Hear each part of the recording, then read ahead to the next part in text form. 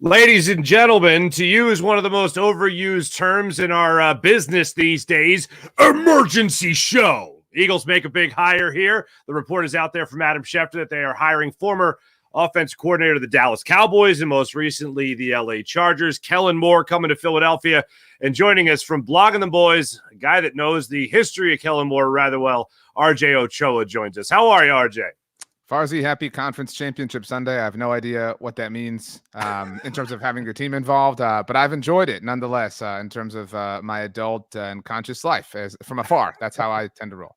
Yeah, I'm kind of there with you, my friend. Kind of there with you. Now, a couple of interesting things you've already written. People could check it out on bloggingtheboys.com. This interesting piece about the Eagles making this move. And in this piece, I will say this is fantastic because I think both teams and both fan bases felt the exact same way about retaining their head coaches. Cowboys fans happy about Sirianni staying.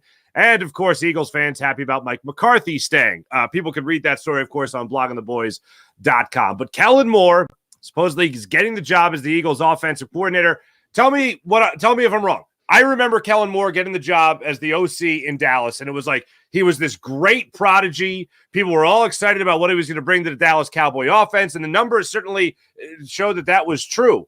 But what went wrong in Dallas? Why did he eventually have to move on from the Dallas Cowboys? So Kellen's history with the Cowboys actually kind of involves the Eagles. So Kellen is a Scott Linehan disciple, was with the Detroit Lions, didn't get drafted. At one point was the winningest quarterback in college football history at Boise State. They have a blue field. I don't know if you know that. It's a big deal. And so Scott Linehan fell in love with him, and Scott Linehan became the Cowboys passing game coordinator, offensive coordinator. So during that time, brought Kellen as a player with the Cowboys. And you might recall in 2015 when Tony Romo was hurt and missed 12 games, Kellen started a couple of games and things didn't really go well. He actually, at the time, set the Cowboys franchise record for most passing yards in a single game and some garbage time stuff against Kirk Cousins' Washington team. Anyway, he kind of hung out as a player. And in 2016, the Cowboys trotted him out as Tony Romo's primary backup quarterback, and he broke his ankle in training camp. And that vaulted Dak Prescott to the QB2 role, and then Tony Romo got hurt, and everything ever since is history. And that kind of pushed Kellen to this, backup sort of role. In 2017, Cooper Rush, as an undrafted free agent, outperformed Kellen and was QB2. And Dallas had Kellen on the practice squad, roster, and the Eagles reportedly wanted to poach Blake Jarwin from the Cowboys practice squad the year before they drafted Dallas Goedert, of all people. So Dallas had to finally cut Kellen Moore and promote Blake Jarwin to protect him. And I say all that to say they kept him around because they really valued his offensive mind, even after Scott Linehan left. And the very next year, in 2018, he became the team's quarterbacks coach. And 1 year later, 2019, the offensive coordinator. That was obviously the last year of Jason Garrett. And he's the son of a coach. You'll hear that a million different times, kind of a football family, football obsessive, football nerd. And there's no question that the Cowboys experienced high levels of success from an offensive standpoint under him. As far as what went wrong, Mike McCarthy had a quote, and I know you and I have talked about this at the Combine, about how Kellen wanted to score 1 million points and light up the scoreboard, and he wanted to run the ball, and everybody just focused on the run the ball portion. But now with the regular season completely behind us, it's clear that McCarthy wanted to play kind of overall football from an offensive standpoint, obviously serving as the play caller, and lean on their defense. And while the Cowboys are not playing today, I think that he was successful. I think Mike McCarthy called his shot and executed it. As much as I'm upset with him, and Cowboys fans are, he really proved that he had a better overall disposition in place for the offense than Kellen. And granted, it's a very small sample size. What Kellen did with Justin Herbert, everybody thought they were just going to take over and run the NFL. That didn't happen. And so I don't know that I believe Kellen is a fraud. I just think that I think he just wanted to run out the gate every single week, and you can't do that throughout the course of an entire 4-game football game. Who is he as an offensive coordinator? So you say you got to light up the score and all that, but is he a guy that can come in and maybe help a guy like Jalen Hurts get back to the MVP status, or at least MVP caliber play that he had a year ago? I mean, there's no real track record of that, right? And that would be not my individual concern, but maybe yours. The two quarterbacks he's worked with are Dak Prescott and Justin Herbert. And, we can sit here and we can argue and debate who's better and whatever, but two consensus top 10 guys, right? And he kind of made Justin Herbert worse. And again, we're talking 1 year of a sample size, but apart from Kellen Moore, Dak Prescott just had the finest individual season he's ever had in the NFL. He's going to pick up MVP votes, right? Probably be second in that competition. So Kellen's not really known for development, whereas that's kind of what Mike McCarthy is known for relative to the Cowboys side of this discussion. Well, with not just Aaron Rodgers, but players like Matt Flynn and stuff like that. And so I don't know. I've never really seen that happen. And it was a unique situation in that the quarterbacks who Kellen coached for the most part in Dallas were people who he shared a roster with and people who beat him out and pushed him into the coaching profession, because it wasn't just Dak Prescott, but it was Cooper Rush, as mentioned. That was the real straw that broke the back of Kellen's career as a player. And so it's an awkward thing, right? To have dudes who beat you out, then have to take instruction from you. So we haven't really seen, he's still incredibly young. And I think that that's part of what this is too. And so I'm really fascinated. I don't know if you recall, but Kellen also interviewed for the Eagles head coaching job when it went to Nick Sirianni. So the incestual nature of all this is really interesting. It certainly is. Is there anything that really jumped out to you that impressed you about Kellen Moore in your time covering him? Did you find any of the praise that he was getting nationally and even head coaching interview to be warranted? At the time, it certainly felt that way. In 2019, that was his first year as the offensive coordinator. And I believe the Cowboys went 3-0 to start that season. And I don't think that Dak Prescott had a single incompletion in the third quarters of those 3 games. I know it's a really specific thing. Yeah. And it felt like a revolution was arriving offensively. They were doing all these things, but with the benefit of hindsight, that was the first full season of Amari Cooper. And I think, at the time we did attribute it to him, but John Kitna, another former Cowboys and Lions quarterback, was their quarterback's coach.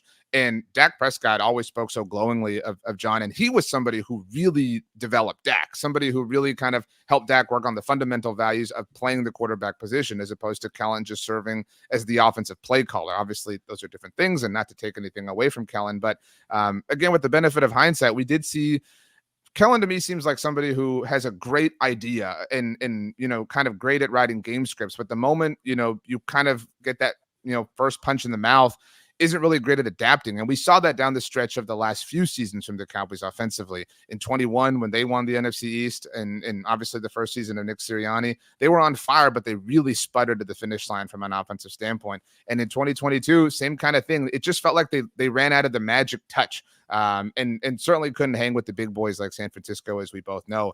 And so we haven't really seen that part of Kellen's game evolve, but obviously he's deeper into his coaching career and has seen a few more different things.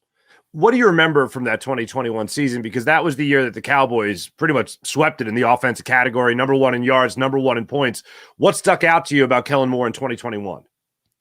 I will say probably a high level of resilience, because and maybe people don't think of that when it comes to Kellen, but everybody thought like, oh man, the Cowboys drafted CeeDee Lamb. They're going to have him and Amari Cooper and Michael Gallup. The 3 of them played like 3 games together in 21 for a variety of reasons, whether it was injuries and the COVID list was still a much more populated thing on a week-to-week basis.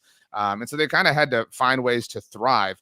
And, Kellen was still, it's just been so hard. He's always kind of been the boy wonder for the Cowboys. And I think that and that's just kind of a victim of circumstance sort of thing, because he was a player for the team. And so it's hard to see him, not necessarily in a mature sense, but in a more evolved sense. And so there was a game that year, speaking of the COVID list, it was a Thursday night game where Dallas was in New Orleans, and Mike McCarthy found himself on the COVID list. And everybody kind of thought like, oh man, let Kellen be the interim head coach. Like, let's kind of see what this looks like, because he was on the same trajectory that Jason Garrett was in terms of, dude who joined the Cowboys coaching staff and it looked like he would be their next head coach. That went to Dan Quinn though instead. And so it always felt like Kellen was just this, this awkward third wheel relative to coaching experience and NFL experience in the same room, in the same kind of coaching box as McCarthy and Quinn. But I do think he found ways to thrive throughout that. And I do think he was able to connect with his offensive players. But again, some of that was the fact that he was a teammate with them as well. Yeah. So on that note, because we just obviously here in Philadelphia, we're looking at Vic Fangio. We're reading the stories coming out of Miami. Omar Kelly had a great story about all these players saying they didn't get along with Vic Fangio. Because he's such a younger guy, and Kellen Moore, is it just almost a shoo-in that players liked him? I think so, and I think he's a pretty mild-mannered guy. He's not the dude who walks in and pisses people off generally. And I think, because he was a college football legend, I do think that allows him to connect with players, and I could certainly see him connecting with Jalen Hurts on that level, or whatever the case may be. And he's a small school guy, maybe connecting with the aforementioned Dallas Goedert in that respect. And so a lot of these dudes, played with him on NCAA football, right? Like, he's that kind of guy. And so there is that fun, kind of cool connection. But yeah, I think a polar opposite in terms of Vic Fangio, in terms of player connective tissue. From what you know about Nick Sirianni and Kellen Moore, I don't know if you caught any of Nick Sirianni's press conference along with Howie Roseman, but for the first time we ever heard Nick Sirianni say it wasn't going to be his offense necessarily. Whoever the OC was going to be, it was going to be our offense. So how do you see Kellen Moore and Nick Sirianni working together? I think the world is fascinated to see Nick Sirianni work with anybody at this point in time. And I think in that respect, it probably works that Kellen is a bit mild-mannered. I'm fascinated because, it's hard to answer that question because I don't know what the Nick Sirianni offense really even is. I know Kellen Moore's offense is to be aggressive and to attack. And I see in your comment section, by the way, that is worth bringing up. That's part of what was the issue for Dak Prescott with all the interceptions now 2 years ago. You can only push the issue so much, which I think was the kind of spirit of what Mike McCarthy said in the quote that I talked about. And so I don't know if Nick Sirianni wants to be aggressive in that way. We know he's aggressive, right, when it comes to, goal to go, short situation, short down, yardage, whatever. But does he want to attack, fields vertically? Because it kind of seemed over the second half of the season, the collapse that the Eagles had, like they were really afraid. And this is my thought from my vantage point, but it seemed like they were afraid to let Jalen Hurts throw the ball. And that is not Kellen Moore's offense. He wants his dude to throw this ball 40 times a game, which is something that does lead to more turnovers just by nature of probabilities increasing. But I'm very fascinated to kind of watch how that, marries together, because when I think of Kellen Moore, I don't think of a high-powered run game. I know the Cowboys had Zeke Elliott, but the best running back Kellen Moore ever had was 2022's version of Tony Pollard, because he was a weapon in the passing game as well. Okay. So I assume Devontae Smith, AJ Brown, Jalen Hurts to an extent, maybe even the offensive line possibly should be excited about bringing in a guy like this who is going to try to run up that score a little bit. I think so. He's going to push the issue. He wants to, come out the gate at 60 miles an hour. This is one of those like Cedar Point, roller coasters that takes off in a matter of like 2 milliseconds or whatever. But that does create sometimes an uneven overall team disposition, which was the problem that Dallas had. Even with an incredible defense, if you come out and you are trying to push it, and you have a quick turnover that goes against you, one of the bad kind of rubs of the green or whatever that football tends to bring, it can sink you rather fast. And that was the primary issue with the 2022 Cowboys. I do think the context also matters. That part of the reason Dallas moved on was they have Mike McCarthy as the team's head coach. And it would have been a colossal failure to never let him call the offense, just because that's how he made his bones in the NFL. So it wasn't just like the head coach in question wanted to move on. It was somebody who had a high pedigree of success on the offensive side of the ball specifically, and it just happened to work out to where they wanted to move on from Kellen. I say that to partly defend Kellen, because he did have a lot of success, and it did seem like Dak Prescott and everybody were a little bit miffed that the team moved on from him. But some of that was, Dak had known him since day one in his NFL career. Again, that Kellen was on the roster and everything that happened since then. Two more for you. One, with knowing who was available, there was talk also about Cliff Kingsbury and also sitting down with him as the offensive coordinator and look at some of the other candidates that might have been available there. Do you feel like with Kellen Moore, overall, generally speaking, the Eagles made a good hire? It's really possible. It does seem like a high variance sort of thing. He could come in and everything could sing and soar and be back to the 2022 version of Philadelphia from an offensive standpoint. But it's possible that, Dak Prescott made him. That's been the case for a lot of people throughout Dak Prescott's career. And that maybe Justin Herbert isn't as good as, the internet wants him to be. And the Chargers are just a disaster that couldn't overcome their Chargersness like this past season. And so I'm fascinated to watch. I do think that this is a really, fascinating sort of social focus group experiment, because if Jalen Hurts can't thrive, Dak Prescott has thrived over and over and over with Kellen Moore. And so this will kind of really prove who is the best. It isn't quite DeMarco Murray signing with the Eagles in 2015, but it feels like the first house in that neighborhood. If that makes sense. That's terrible. That is terrible. Once again, this is RJ Ochoa from bloggingtheboys. All right. .com. All right. One thing, just yes or no, under center more? Could we see Jalen Hurts under center more for the Eagles, or is it going to be still the same old shotgun and pistol? I think that's maybe up to Kellen's evaluation of Jalen, right? Okay. Because he is a different quarterback. Now, for what it's worth, now the draft process is an entirely different thing that wasn't just Kellen Moore in terms of his time with the Cowboys, but I'm sure you recall the Cowboys interviewed Jalen Hurts in the draft process leading up to his selection, obviously. And so they did, kind of value him and his skill set and find it to be interesting. And Kellen was a part of that process. And so I'm certain that he has probably a high level of respect for Jalen Hurts. Otherwise, he wouldn't have taken this job. But I think the book on Jalen is out in a very weird way this offseason. And so how Kellen and everybody kind of chooses to move forward with him in 2024 is going to be really fascinating in an overall sense. RJ, I really appreciate you coming on, especially on short notice with this story just breaking late last night. You guys, of course, can read RJ's story on Kellen Moore and the Philadelphia Eagles on bloggingtheboys.com. And literally moments ago from the time we went live, a story on Ron Rivera and the potential. Look how excited you are. The potential of him taking over the Dallas Cowboy defense if Dan Quinn ends up moving on. I co-host a show with Brandon Gotten from Bleeding Green Nation. We call it the NFC's mixtape. And I have spent, at this point, literal years trashing Ron Rivera. And so therefore took every chance I could this past week. Oh my gosh, of course the Eagles are going to bring him in. the only thing I can really offer is by all measures, Ron Rivera seems to be an incredible human being. And obviously guiding, the Washington franchises and has not been an easy thing. But my goodness gracious, like what a just colossal failure this would be. And I want Dan Quinn gone, to be very clear, but not at this cost. This is cutting your nose off to spite your face. But maybe this is just a bunch of faceless people that the Dallas Cowboys are in 2024. I know you got plenty of football to watch. And what's on the smoker again? What do you got on the smoker? Chicken and sausage, going a little bit leaner today. No beef. Had the Cowboys been in, it would have been a Wagyu sort of situation, but that's never going to happen in my lifetime, at least. RJ, always great catching up with you. Appreciate you guys. Appreciate you. Everyone, make sure you check out RJ Ochoa, of course, on bloggingtheboys.com. RJ, thanks so much. Carsey, be well. Have a good one. You as well. Appreciate you. RJ Ochoa joining us there for Blogging the Boys.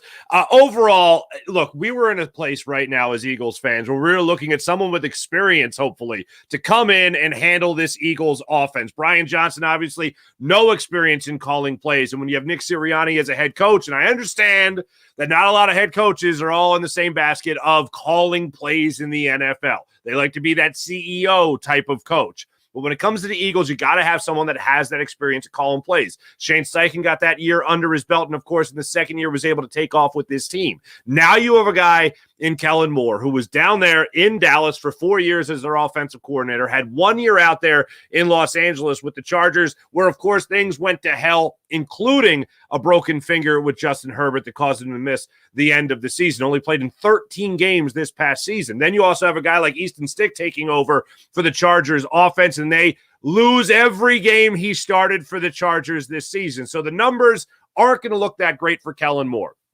From an optimistic standpoint, I'll say this. I think the Eagles made a good hire, but there's a lot to prove. The overall takeaway is that they brought in somebody with a lot of experience. They brought in somebody that with a healthy roster has put up great numbers in the NFL.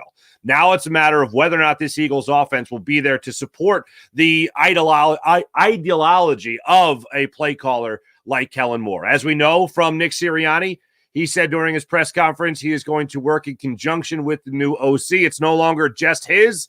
It's going to be a bigger shared responsibility than it ever has been with Nick Sirianni here in Philadelphia. Overall, I put it as a good hire for the Eagles, but still, as I said, a lot to prove. Thanks for watching this emergency show of the Farzy Show. We'll be back with you guys tomorrow morning to recap Championship Sunday in the NFL and also talk a little bit more with RJ Ochoa on all things Eagles and Cowboys. Thanks for watching, everybody. Enjoy the game.